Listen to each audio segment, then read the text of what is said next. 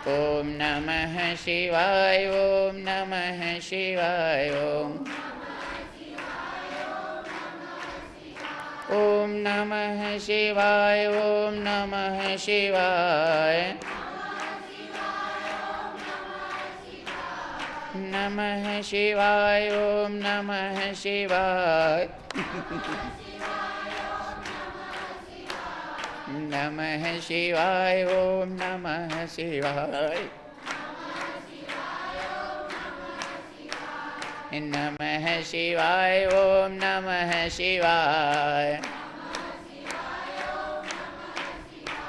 नमः शिवाय ओम नमः शिवाय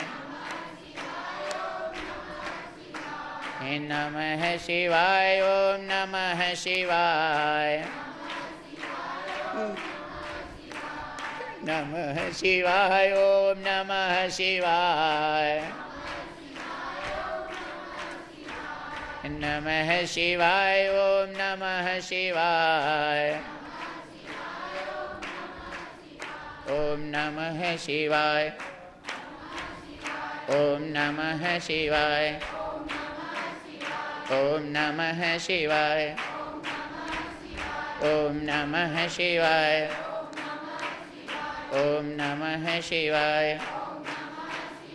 ओम नमः शिवाय ओम नमः शिवाय ओम नमः शिवाय ओम नमः शिवाय ओम नमः शिवाय ओम नमः शिवाय ओम नमः शिवाय ओम नमः शिवाय ओम नमः शिवाय ओम नमः शिवाय ओम नमः शिवाय ओम नमः शिवाय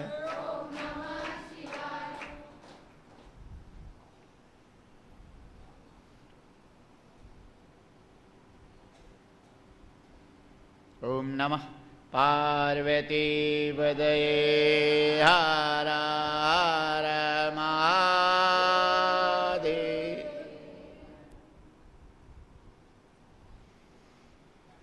प्रेम से बोले जय श्री कृष्ण।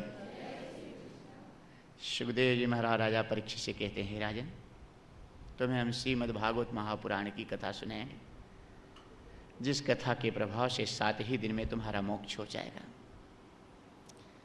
राजा परीक्षित सुखदेव जी महाराज की पूजन करते हैं। श्रद्धापूर्वक पूजन करके सिंहासन पर विराजमान करते हैं। चरणों में नमन करके सुखदेव जी की कृपा और अनुमति पा करके राजा परीक्षित पहला प्रश्न सुखदेव जी से कहते हैं कि हे गुरुदेव, जिसकी मृत्यु निकट हो उसे क्या करना चाहिए?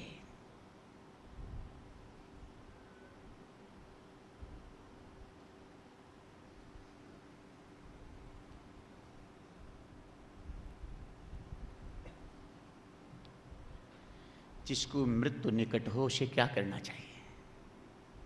हमें आपको पता है कि हमारी मृत्यु दूर है। किसी को पता है कि रात को सोएंगे तो सवेरे आँख खुलेगी कि नहीं? पक्का किसी को पता है? हमें यह भी पता नहीं कि कौन सी सांस बाहर जाएगी और फिर वापस न आए, ये भी कोई पता नहीं है। इसलिए इस लोक का नाम जन्म लोक नहीं रखा गया, मृत्यु लोक रखा गया। सदा याद करते रहो मृत्यु को, ताकि सावधान बने रहो। मृत्यु निश्चित है, यहाँ पर मृत्यु लोक है।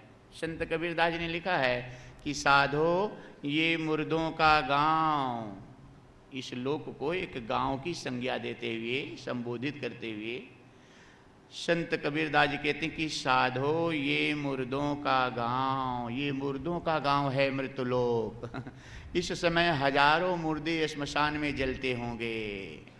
किसी का पति, किसी का पुत्र, किसी की पत्नी, किसी का पिता, किसी का भाई, हजारों श्मशान भूमि में चिताएं धधकती होंगी। पूरे देश में हजारों चिताएं श्मशानों में, और हजारों चिताओं की तैयारी होती होगी। इस समय स्नान करा करके चिता पर, लकड़ी पर रखने के उनके प्रियजन तैयार होंगे। हजारों राम नाम सत्य कहते हुए श्मशान की तरफ जाते होंगे पूरे देश में। इस समय हजारों प्रियजन कफन की दुकान पर खड़े होंगे अपने परिवार वालों को कफन के लिए, और हजारों आंसू बहाते हुए बैठे होंगे कि कब इनकी सांस टूट जाए। निराश होकर के कुछ कल मरेंगे, कुछ परसों मरेंगे, कुछ 1 साल बाद, कुछ 2 साल बाद, कुछ 10 साल बाद, कुछ 20 साल बाद, कुछ 30 साल बाद, कुछ 40 साल बाद। हम सब लोग मरने के लाइन में खड़े हैं, वेटिंग लिस्ट में सबका नाम है। क्योंकि जितनी आयु निश्चित होती है उसमें से जन्म के साथ मृत्यु निश्चित होती है, आयु निश्चित रहती है, उसमें जितना समय बीतता है उतना हम लाइन में खड़े आगे बढ़ते जा रहे हैं। इसलिए संत कबीरदास जी कहते हैं कि साधो ये मुर्दों का गांव, ये मुर्दों का गांव है। कहीं कर कहीं विधि सुमिरन करो मैं, कोई अमर ना ठाव। साधो ये मुर्दों का गांव, किसका मैं सुमिरन करूं, यहाँ तो कोई अमर नहीं है, सबकी मृत्यु निश्चित है। पीर मरे पैगंबर मरी गए जिंदा जोगी, राजा मरी गए प्रजा मरी गए, मरे वैद्य और रोगी। साधो ये मुर्दों का गांव। बड़े बड़े पीर पैगंबर, बड़े बड़े जोगी संत महात्मा भी शरीर छोड़ गए, बड़े बड़े चक्रवर्ती राजा मर गए, और बड़ी बड़ी उनकी प्रजा का अंत हो गया। बड़े बड़े विश्व विख्यात डॉक्टर और वैद्यों के घर में भी उनके माता पिता के लिए कफन खरीदना पड़ा, और बड़े बड़े विश्व विख्यात वैद्य डॉक्टर भी मर गए, कोई बचा नहीं। यही राजा परीक्षित के एक मित्र वैद्य थे जिनका नाम धन्वंतरी था। जब सुने कि मेरे मित्र को श्राप हो गया है, तक्षक काटेगा, मृत्यु हो जाएगी, इनको बचाने के लिए अपने वैद्य की झोले को लेकर चले। रास्ते में तक्षक इनको प्रणाम किया कि महाराज आप कौन हैं, कहाँ जा रहे हैं। धन्वंतरी वैद्य ने कहा कि मैं वैद्य हूँ, मेरे मित्र राजा परीक्षित को श्राप हुआ है, तक्षक काटेगा, उससे मैं बचाने के लिए जा रहा हूँ अपने मित्र को। तक्षक ने कहा महाराज मैं ही तक्षक हूँ, हमारे काटने से आप राजा परीक्षित को बचा लेंगे। धन्वंतरी वैद्य ने कहा निश्चित बचा लूंगा, क्योंकि मेरे मित्र हैं। तक्षक ने कहा महाराज ये सामने एक पीपल का बहुत बड़ा गांच था, वृक्ष था। तक्षक ने कहा महाराज इसको मैं फूंक मारता हूं, ये सूख कर काला हो जाएगा, मुझ में वो जहर है, और यदि आप इसको हरा कर दें तो मैं समझ लूंगा कि आप राजा परीक्षित को बचा सकते हैं। धन्वंतरी वैद्य ने स्वीकार किया इसकी शर्त को, और तक्षक जैसे फूंक मारा, बहुत बड़ा गांच था, पीपल का वृक्ष था, सूख कर काला हो गया 1 मिनट के अंदर।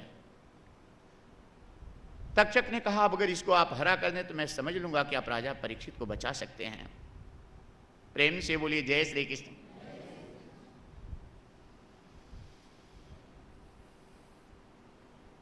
धन्वंतरी वैद्य 1 मिनट तक उस वृक्ष की तरफ देखे, और वह वृक्ष फिर जैसे के तैसे हरा भरा हो गया।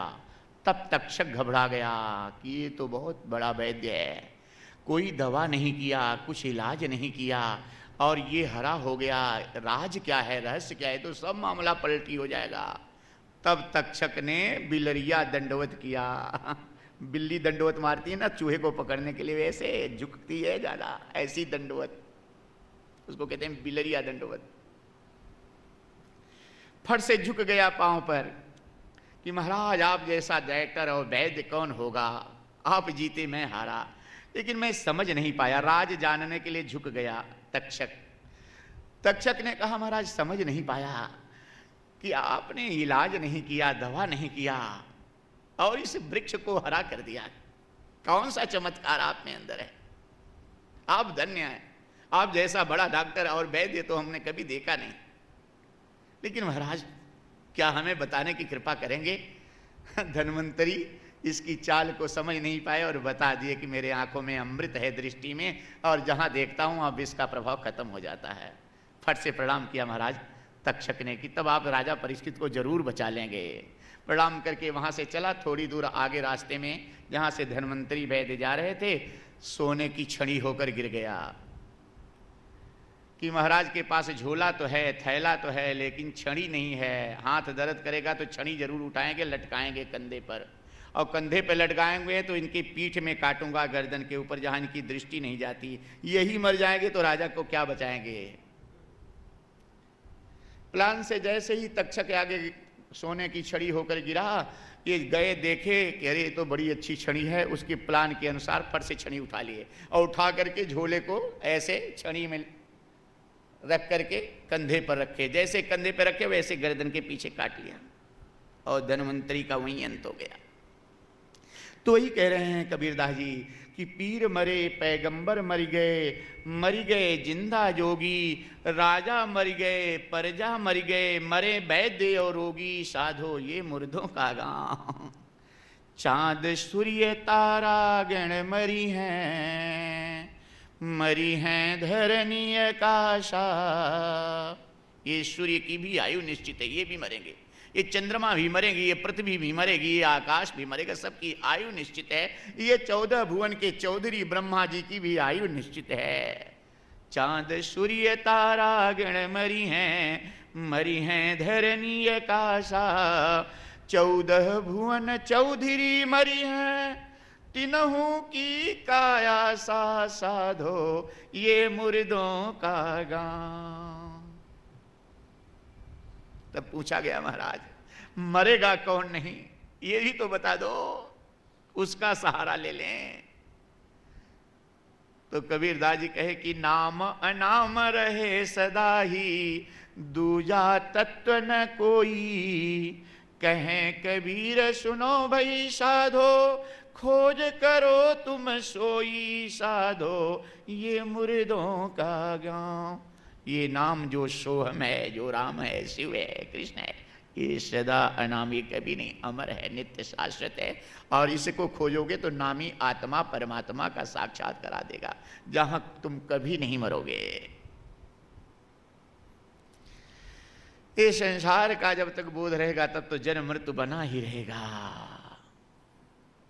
तो हमको आपको हमेशा ये सोच कर चलना चाहिए कि हमारी मृत्यु कभी भी आ सकती है। सवेरे जब आंख खुले तो ये विचार करो कि हो सकता है आज का दिन मेरे जीवन का अंतिम दिन हो आयु का, इसलिए सत्कर्म और दान पुण्य भजन कीर्तन कर लूं ज़्यादा से ज़्यादा।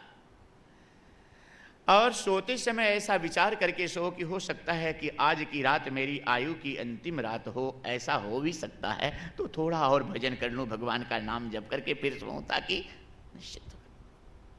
जो इस तरह से मृत्यु को सदा याद करता है वो पाप नहीं करता, अधर्म नहीं करता, बेईमानी नहीं करता, क्योंकि उसे ये बोध रहता है कि मर जाने के बाद सब छूट जाएगा, तो किसके लिए पाप करूं, किसके लिए अधर्म करूं। प्रतिदिन हो सके तो अपनी शरीर को कफन में लपेटे हुए देखो, शाम को सोते समय कम से कम एक बार, कि मेरे शरीर में कफन लपेटा गया है और लकड़ी की चिता पर मेरी शरीर रखी गई है, मेरे परिवार के लोग इसमें आग लगा दिए हैं, लकड़ी की चिता के साथ मेरी शरीर चल रही है। प्रतिदिन ऐसा अपने शरीर को देखो, तब तुम्हें समझ में आएगा कि कौन तुम्हारा पति है, कौन पुत्र है, कौन पत्नी है, कौन मकान है, कौन शत्रु है, कौन मित्र है। उसमें मृत्यु को सदा याद करने से वैराग्य जागृत होता है। इसी तरह का प्रश्न एक सेठ ने कहा महाराष्ट्र के एक संत उच्च कोटि के महात्मा एकनाथ महाराज जी के पास जाकर प्रणाम किया, बैठा और कहा महाराज हम लोग रबड़ी मलाई बादाम पिस्ता खाते हैं, लेकिन हमारे मुखमंडल पर वो तेज नहीं है जो आपके मुखमंडल पर है। क्या हम जान सकते हैं, क्या हमें बताएंगे कि वो क्या कारण है। नामदेव एकनाथ महाराज कहे कि सेठ हमारी मुखमंडल का ये जो तेज है ये श्याम का है, राम का है, प्रभु की भक्ति कीर्तन का, भजन ध्यान चिंतन का है। तू भी भजन कीर्तन कर भगवान की मस्ती में डूब, तो तेरी मुखमंडल पर भी ऐसा तेज आ सकता है। सेठ ने कहा महाराज मैं तो ऐसा दुष्ट हूँ, इतना नालायक मैं हूँ, मेरा स्वभाव इतना बुरा है महाराज, मुझसे कीर्तन भजन और ध्यान क्या होगा। मैं तो ब्याज पर पैसा बांटता हूँ, उसको वसूल करने के लिए नौकरों को और जिसको देता हूँ गाली गलौज करता रहता हूँ। मेरा स्वभाव इतना खराब है महाराज कि अपनी पत्नी सेठानी को भी गाली दिए बिना नहीं बुलाता मैं, बहू बेटों को गाली देकर बुलाता रहता हूँ। मैं भजन नहीं कर पाऊंगा।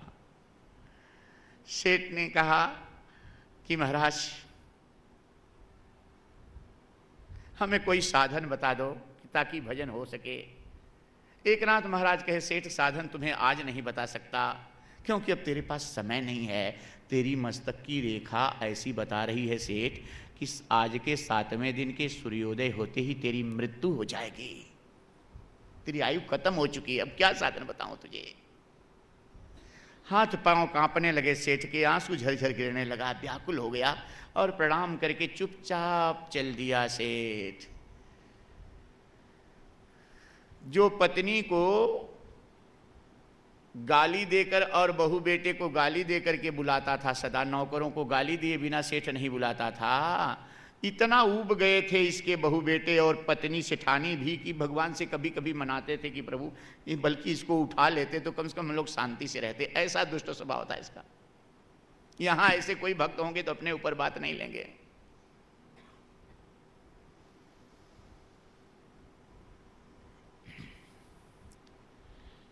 आज सेठ हाथ जोड़कर आंखों में आंसू भरे अपने सेठानी के पास आया। सेठानी देखकर आश्चर्य में डूब गई। बहू बेटे सब के सब सेठ सबसे हाथ जोड़ रहा है कि मुझे क्षमा कर दो, तुम्हारा अपमान किया हूं, तुमको गाली दिया हूं, मुझे तुम लोग सब कोई क्षमा कर दो। सेठानी डरते डरते पूछी, सेठ क्या बात है, आप इतना दुखी क्यों हैं। सेठ ने कहा, एकनाथ महाराज बताए हैं कि आज के 7वें दिन के सूर्योदय होते ही मेरी मृत्यु हो जाएगी। कहकर रो पड़ा कि हम तुम लोगों को बहुत सताए हैं, तुम लोगों को बहुत गालियां अपमान दिए हैं, मुझे क्षमा कर दो सब कोई। सेठानी से, नौकर से, बहू बेटे सबसे हाथ, जो पैसा बांटा था सबको बुलाकर सबसे हाथ जोड़कर क्षमा मांग लिया कि हम आपको सब छोड़ते, आप मुझे क्षमा कर दो, आपका अपमान किया हूं, सताया हूं जो। बड़ा प्रयास किया सेठानी और बहू बेटे सेठ को खिलाने पिलाने के लिए, बिल्कुल रुचि भोजन की खत्म हो गई। बड़े मुश्किल से कुछ बिना मन के खा लेता था, थोड़ा पानी और भगवान का नाम जप करते हुए कीर्तन करते करते 6 दिन बीत गया। 6वें दिन शाम को परिवार वालों को बुलाया और रोने लगा कि देखो मेरी अंतिम इच्छा है कि आज भोर में ही हमको चारपाई से नीचे उतार देना, गाय के गोबर से जमीन लिपवा देना और कुछ की सैया पर सुला देना, पंडित जी महाराज को बुलाकर एक गौ दान करा देना, मेरे मुख में गंगा जल और तुलसी जल डाल देना। कहकर रोने लगा। सेठानी और परिवार सब रोने लगे, रात भर रोते बैठे रहे, कोई खाया पिया नहीं। जैसे जैसे सवेरा हुआ भोर में, वैसे गाय के गोबर से जमीन लीपा गया, सेठ को नीचे उतारा गया, गंगा जल तुलसी दल इसके मुंह में डाला गया, गोदान कराया गया। सब करुण क्रंदन करने लगे, सब आर्त भाव से रोने लगे। सेठ आंख बंद करके भगवान का नाम जपता हुआ